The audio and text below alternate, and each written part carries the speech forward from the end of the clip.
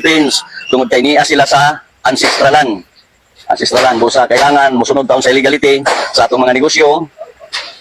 Free prayo and informed consent kung maingon man sa atong palupa LOC kay ang titulo cancel na kay ang ancestral domain o public land since time immemorial dili kini pwede tituluhan kay tuloy-anan kini sa mga pinili sa Dios. Maayong adlaw sa tanan, mapagawas ta gamay o reaction video para sa nahitabo nga pagpangpadlak no sa nagpaila nga federal tribal government of the Philippines sa Surigao City gahapon adlaw.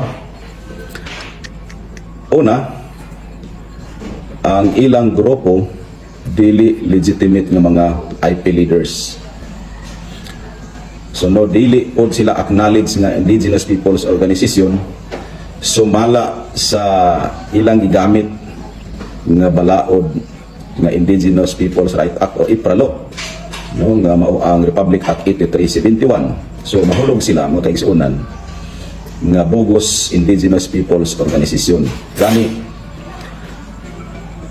kining si Jorgito Santisas o si Lourdes Infante nga maoy nangulo ni ini nga grupo diha sa Surigao City walay record sa buhatan sa National Commission on Indigenous Peoples as a government agency for indigenous peoples or indigenous cultural communities.